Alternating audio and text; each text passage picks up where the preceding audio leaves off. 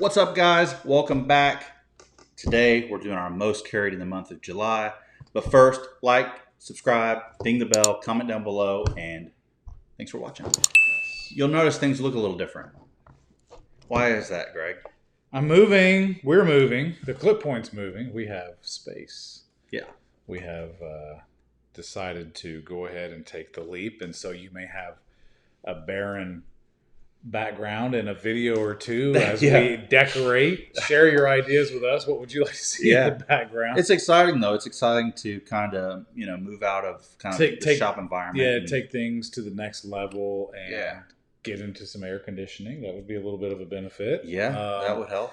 But to kind of have a dedicated space that's closer to where we both live, so we can sort of meet there instead of him meeting here, and do stuff faster, do stuff on a whim if need be. Yeah, and be able to do live streams in our setting for you guys. Yeah, so absolutely. Just like it is. Just like we'll be doing our videos, we can set it up and go live and have chats and bring in guests and do interviews. Absolutely. Maybe we bring That's in the some idea. Of our we just friends got to find some chairs out there. Yeah. Or maybe we even, we can do a virtual stuff through here. Maybe we chat with our friends at SMKW, or who knows. Yeah, all kinds of cool stuff. Yeah. So it's kind of a little bit of a news for you guys, those that watch. Thank you guys for watching, the ones that watch loyally and are always tuning in. Yeah. If you're new, thanks for checking it out. But that's why everything's kind of boxed up. Yep. Exciting times. Yeah, we are in transition, so it is exciting. It's fun. So, most carried. Yes. So, typically, if this is the first one of these that you're catching, we go into our collection and we find our 3 knives that we've been carrying the most for that month.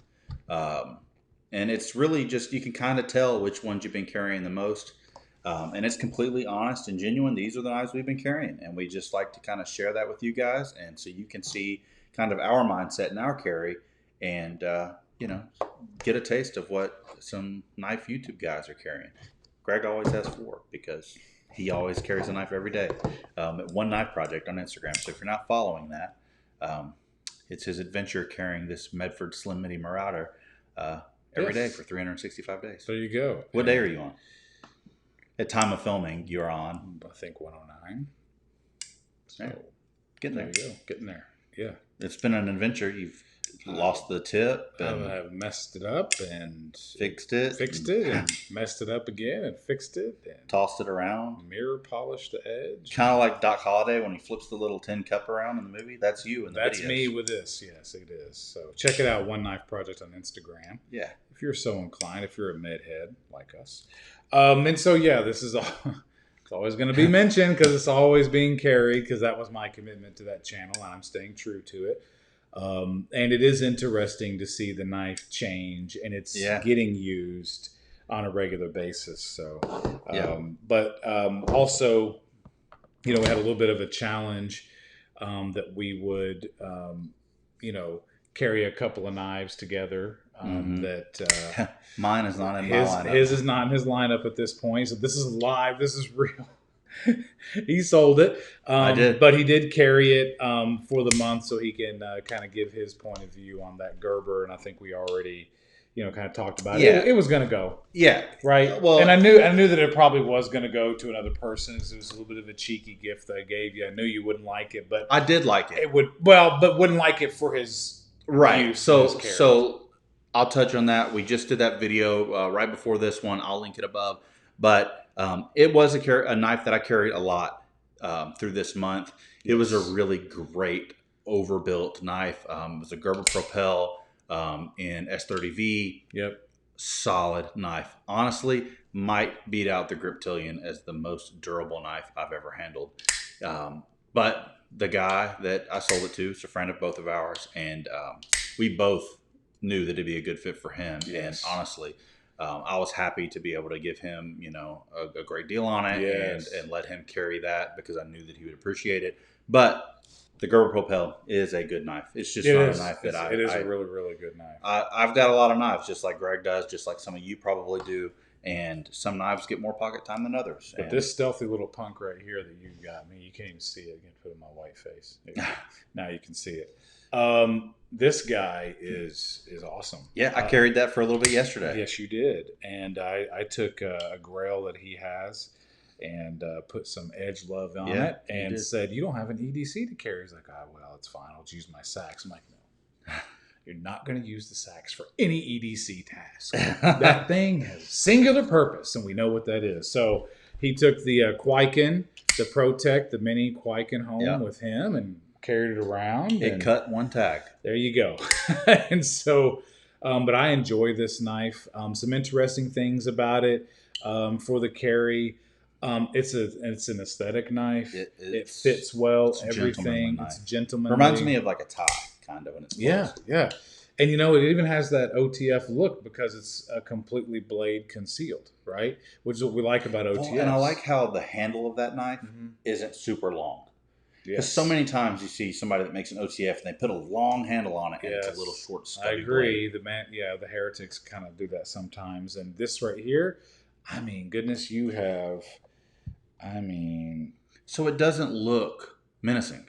It's black, it's tactical, but it doesn't look menacing, which I think is... It's literally like a quarter of an inch from the tip to the tip. From the handle to the tip. And that's how it should be. It's a crazy knife. It's a tactical knife that's not menacing. Yeah.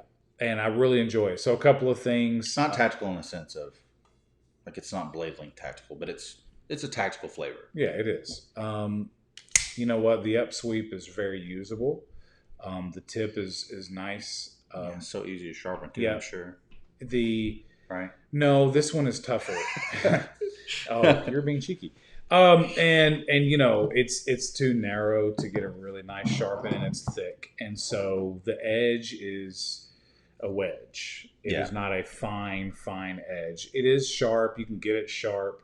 It was not sharp enough for me, so I definitely did some work on it, and it is sharp. But I like things to be hair popping sharp, so it's a little bit frustrating from that point. But I enjoy the knife so much that I was like, it's sharp enough. Well, and it doesn't take a lot of footprint either. No, like it's a great knife everything to is carry. nice. Everything is nice about it's a good the summer knife. I enjoy the Kwaiken design. Like, I enjoy the knife beyond its performance capabilities. Mm-hmm. That's what really got me with this. I like that it's black on black. I like that that the letters of the branding and all of that is kind of a bronzy color that they chose to give it a little bit of contrast. Everything about the knife, other than the edge geometry, I like. Now, the edge geometry is actually a durable edge because it is so thick. Right. So there is a plus and a minus to that. Some people like a more durable edge. Some people like a more hair pop and sharp. Because for me, I can just go straight to leather and get it right back. Yeah. So, but other than that, nothing bad to report. Great pocket size, a very enjoyable shape. I mean, it's a Kwaiken for crying out loud.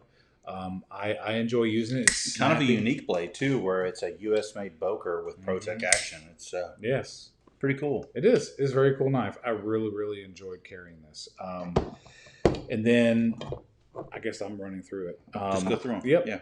And then the Friday night knife is the Chasm.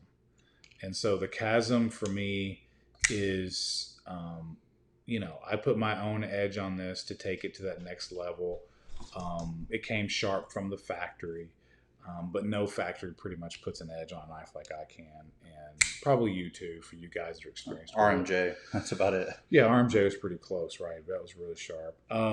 But yeah, I really enjoy this. The belly is great, and because of that belly here for food, you're able to get into the food like this, and it keeps the mechanism out of your barbecue sauce or whatever, and your A1, whatever you use. And of course, this is the cigar, so it's the Friday night knife. So every Friday, I typically remember to bring this, and I just roll that, and I just enjoy using it for its purpose. Right? No, does that make sense? Yeah, no, it does. And shout out to Toor. I feel for them because they've gotten a lot of flack for their folders.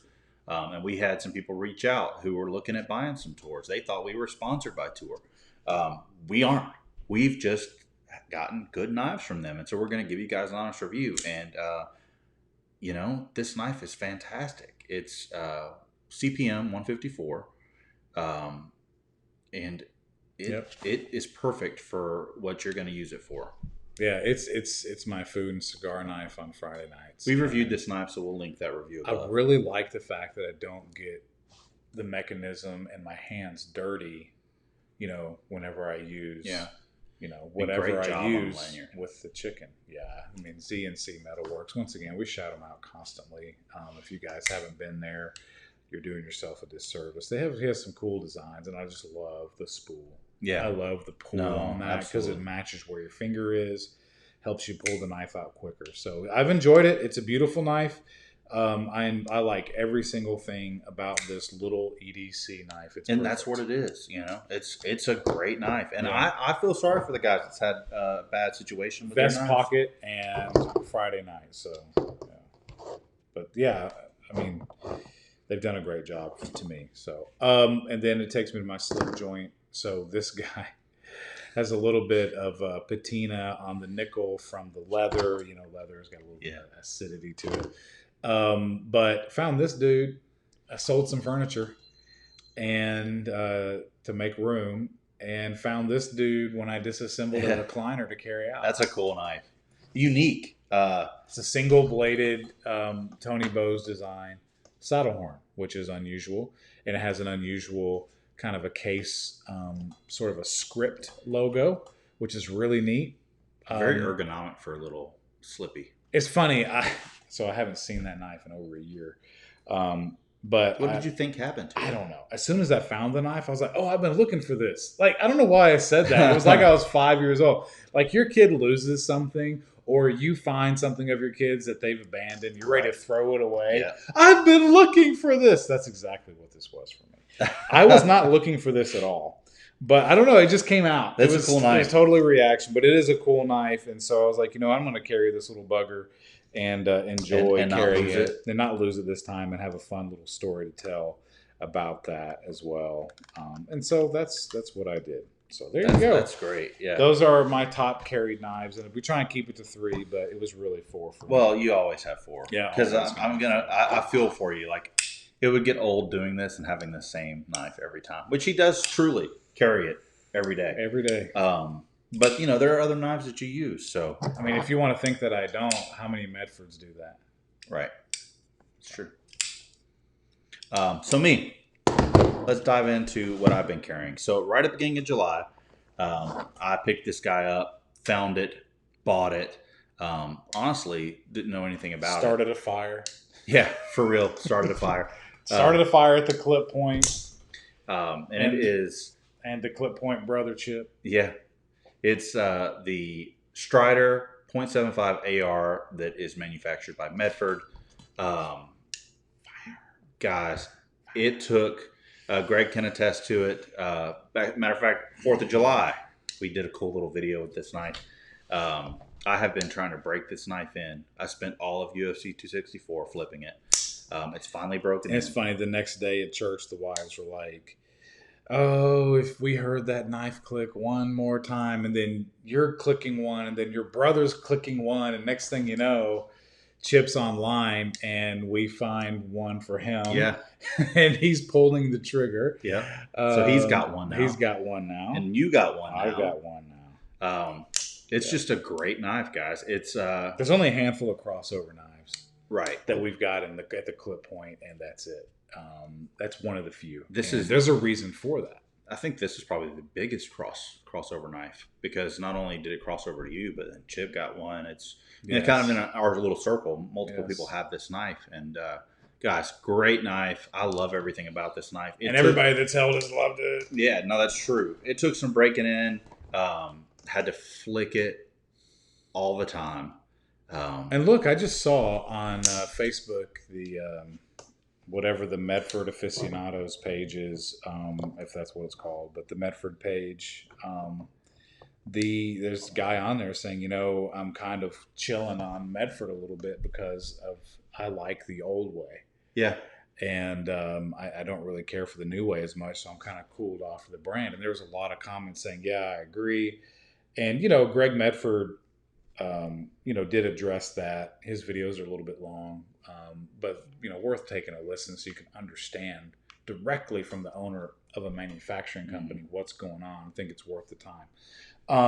And it is what it is. But this is the old way. Yeah, it is. You had to break it in, and honestly, I loved breaking it. And it's not shiny. It's not shiny. That's what people don't like that. That's much. Maybe it's some of the Medfords, but the shiniest part of this blade is the bevel. Yeah. Yep, as it should be. And I enjoyed it. I've enjoyed carrying this knife. It's been cool to see people hold it for the first time and experience it.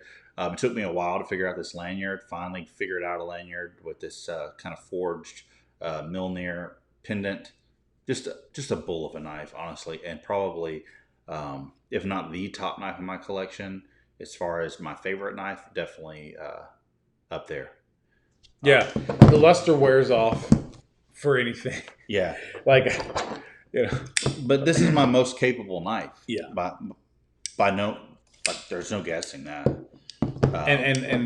But at the end of the day, I always enjoy that knife, and I enjoy owning it, and breaking it in, and using it. And mine is getting there. It's not at Josh's level yet. He had his a few weeks before me, or a couple of weeks before.